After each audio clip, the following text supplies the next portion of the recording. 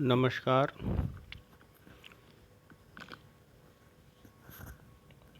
आपका पुनः राजकीय विधि महाविद्यालय बूंदी के यूट्यूब चैनल के माध्यम से हार्दिक स्वागत और अभिनंदन। आज हम जो बात आपसे करना चाहेंगे और जो संविधान के बारे में कुछ जो जानकारी हम और आप मिलकर के साझा करेंगे, उनमें संविधान का एक महत्वपूर्ण टॉपिक है संविधान में संशोधन, जिसको हम कहते हैं संविधान में किस प्रकार से संशोधन होता है, संशोधन की क्या आवश्यकता है और संशोधन की क्या प्रक्रिया है और संशोधन में संसद का और सर्वोच्च न्यायालय का किस प्रकार से आपसी हस्तक्षेप रहता है, कितनी मात्रा में संशोधन किया जा सकता है, किस प्रकार से किया जा सकता है और किन किन मामलों में सर्वोच्च न्यायालय ने इस तरह के जो संशोधन हैं उनको अलाउ किया है, उनको मान्यता दी है। इसके बारे में हम विस्तार से चर्चा करेंगे। ये जो टॉपिक है वो बहुत ही महत्वपूर्ण है। न केवल ये आपके एलएलबी कोर्स के लिए, बल्कि आपके प्रतियोगी परीक्षा में भी इनमें से प्रश्न पूछे जाते हैं और हर एक परीक्षा में इसमें से कहीं न कहीं प्रश्न पूछा जाता है। तो हम स्टार्ट करें तो इसमें सबसे पहले हम बात करें संविधान संशोधन की आवश्यकता क्या है। संविधान संशोधन की वास्तविक आवश्यकता क्या है, क्यों इस तरह के खंड संविधान में बनाए गए हैं। न केवल भारत के संविधान में बल्कि विश्व के अनेकों सभी संविधानों में जो लिखित संविधान हैं उनमें इस तरह के संशोधन की प्रणाली और प्रक्रिया बनाई गई है। तो संशोधन की आवश्यकता क्या है, ये हम चर्चा करेंगे। जैसा कि आप जानते हो, संविधान सभी विधियों का स्रोत होता है और समस्त विधियों का यह आधार होता है। संविधान से ही सभी विधियां अपनी वैधानिकता प्राप्त करती हैं और संविधान को के अनुसार ही वो जो है कार्य करती हैं। लेकिन जो संविधान है वो किसी सीमित अवधि के लिए न होकर के पीढ़ी दर पीढ़ी के लिए बनाया जाता है। किसी एक कालखंड के लिए न होकर के बड़े लंबे समय के लिए संविधान का निर्माण किया जाता है।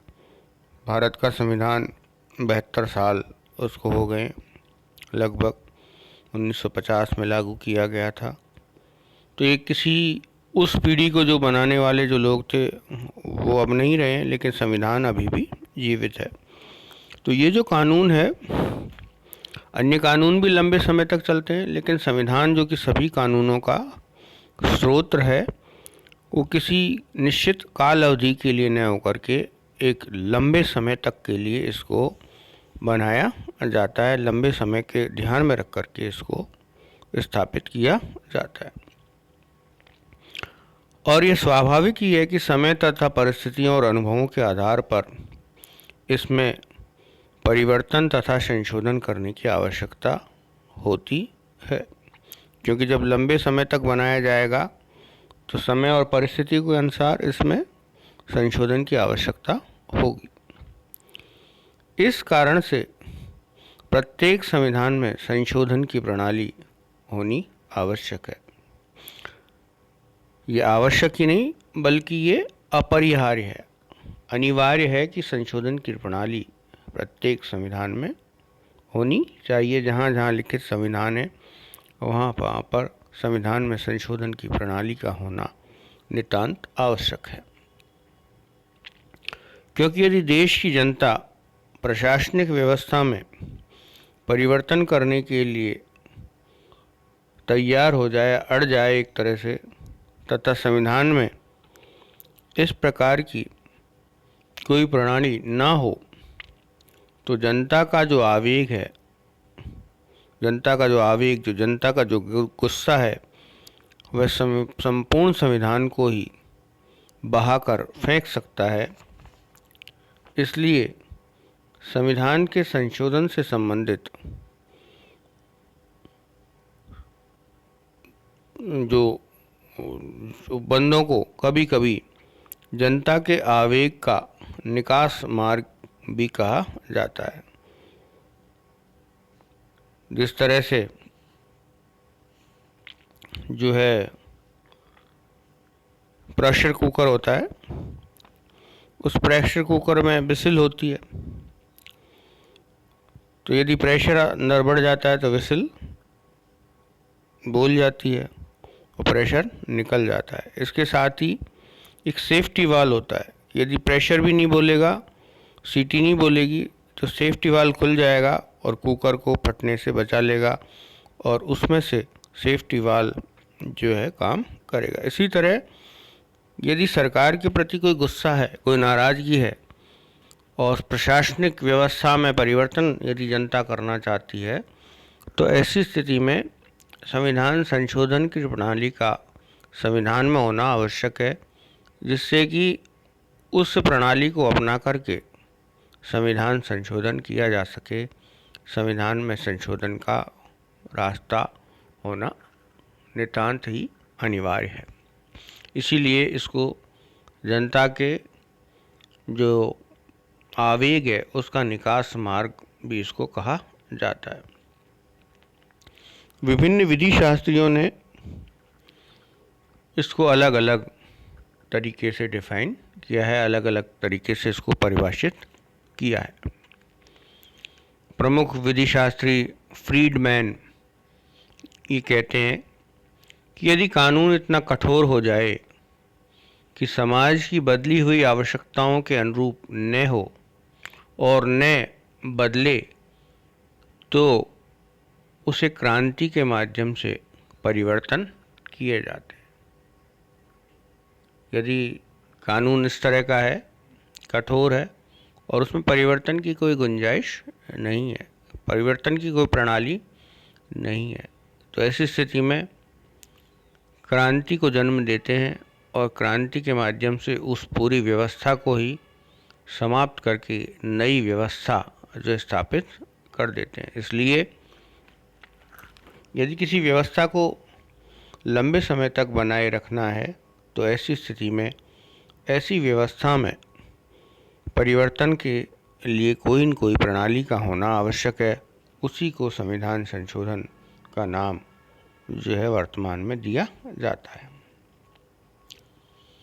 लॉर्ड मैकाले ये कहते हैं, क्रांति का प्रमुख कारण यह है कि राष्ट्र तो आगे बढ़ता है, लेकिन संविधान अपने स्थान पर यथावत रहता है। अतः समाज की परिवर्तित आवश्यकताओं के अनुरूप विधि में भी परिवर्तन होना चाहिए। जैसा कि मैंने आपको पहले बतलाया कि संविधान किसी निश्चित अवधि के लिए नहीं रहे, वो कई शताब्दियों के लिए जो है बनाया जाता है। जैसे अमेरिका का संविधान 2 शताब्दियों से पूर्व बनाया जा चुका है और उसमें कोई महत्वपूर्ण परिवर्तन के अलावा कोई परिवर्तन उसमें नहीं हुआ है, कुछ परिवर्तन उसमें हुए हैं। तो इसी तरह यदि संविधान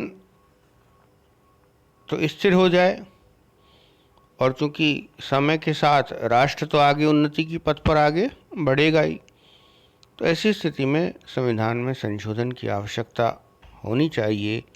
इस बात पर लॉर्ड मैकाले ने जोर दिया है। वेलिस विधि शास्त्री, जो कि संविधान के विशेषज्ञ हैं, उन्होंने ये कहा है कि प्रत्येक लिखित संविधान में उसके संशोधन की प्रक्रिया विहित करना आवश्यक है। अतः लिखित संविधान में संशोधन आवश्यक है और प्रत्येक संविधान में इसका एक उपबंध किया जाना चाहिए। क्योंकि हमने जब संविधान को लिख दिया है तो ऐसे लिखित संविधान में यदि परिवर्तन की आवश्यकता हो तो परिवर्तन के लिए ऐसे लिखित संविधान में परिवर्तन की प्रक्रिया भी एक होनी चाहिए। यदि परिवर्तन की प्रक्रिया नहीं है तो ऐसी स्थिति में संविधान का लंबे समय तक टिके रहना, लंबे समय तक जीवित रहना संभव नहीं है। गोलकनाथ बनाम पंजाब राज्य का जो महत्वपूर्ण निर्णय है, उस निर्णय में न्यायमूर्ति वांचू, जो कि सुप्रीम कोर्ट के उस समय न्यायाधीश थे, उन्होंने कहा है कि संविधान में संशोधन का उपबंध एक सुरक्षा वाल होता है। एक सुरक्षा सेफ्टी वॉल की तरह ये काम करता है। जैसा कि मैंने पहले आपको उदाहरण दिया कि प्रेशर कुकर से हम सब परिचित हैं। प्रेशर कुकर से जो है हम भाप के माध्यम से खाना पकाते हैं, लेकिन कई बार आपने देखा होगा कि जो सीटी आती है प्रेशर कुकर की, उसमें कोई दाल का कोई छिलका फंस जाए या और कोई चीज़ फंस जाए तो सीटी नहीं बजती है। और यदि अंदर प्रेशर बहुत ज़्यादा हो जाता है तो ऐसी स्थिति में वो प्रेशर कुकर को तोड़ सकता है, फोड़ सकता है, उसको टुकड़े टुकड़े उसका कर सकता है। तो इस बचाव के लिए क्या है?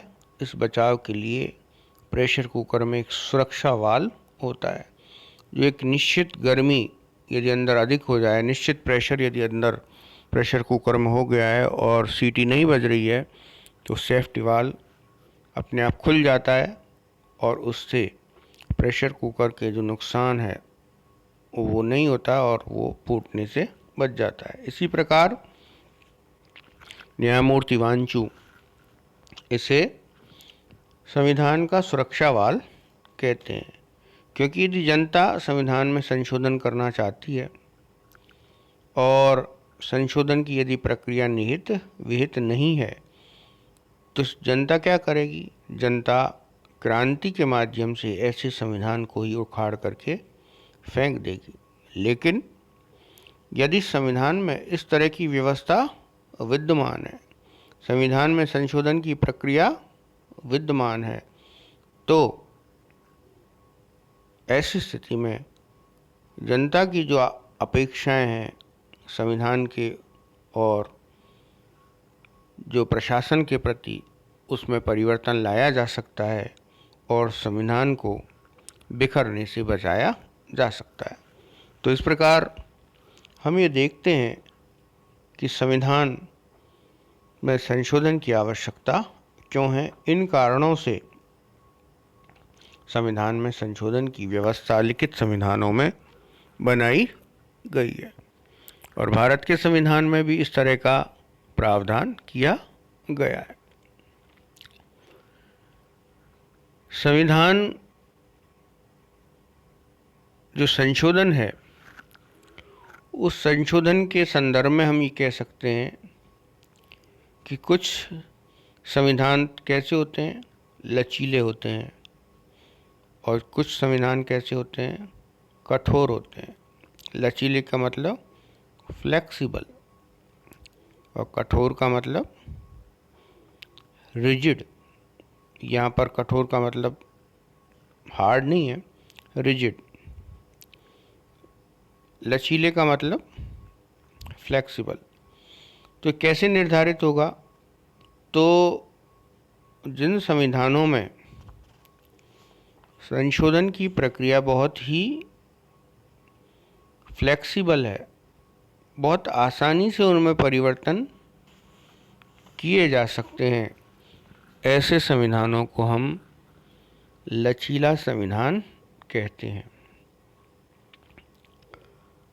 और ऐसा संविधान जिसमें संशोधन की प्रक्रिया अत्यंत कठिन है, अत्यंत दुरूह है, जिसमें आसानी से परिवर्तन नहीं किया जा सकता है, ऐसे संविधान को हम कठोर संविधान की श्रेणी में रखते हैं। लचीला संविधान जिसके अंतर्गत संशोधन की बहुत ही सरल प्रक्रिया अपनाई गई हो तथा विधायिका अपने साधारण विधायी शक्ति के अंतर्गत ही संविधान में संशोधन कर सके, उसे लचीला संविधान कहा गया है। ब्रिटेन के संविधान में विधायिका के द्वारा आसानी से परिवर्तन किया जा सकता है तथा ऐसे परिवर्तन की किसी अन्य अधिकार के हनन के आधार पर या संविधान के पूर्वगामी उपबंधों के विरोध के आधार पर किसी न्यायालय में चुनौती नहीं दी जा सकती है। इस कारण से ब्रिटेन के संविधान को एक लचीला संविधान कहा जाता है, क्योंकि ब्रिटेन में जो व्यवस्था अपनाई गई है उसमें सुप्रीमेसी ऑफ पार्लियामेंट, संसद की सर्वोच्चता के सिद्धांत को अपनाया गया है। वहाँ पर संसद के द्वारा जो निर्णय ले लिया जाता है वो ही सर्वोच्च है। वहाँ कोर्ट सर्वोच्च नहीं है, वहाँ संसद सर्वोच्च है, क्योंकि वहाँ लिखित संविधान न होकर के परंपराओं के आधार पर जो संविधान का निर्माण किया गया है। ऐसी स्थिति में चूँकि वो एक संविधान कैसा है, वहाँ एक लचीला संविधान है, जिसमें कि संसद की सर्वोच्चता के सिद्धांत के आधार पर आसानी से उसमें परिवर्तन किया जा सकता है। संसद वहाँ पर सर्वोच्च है। जबकि अमेरिका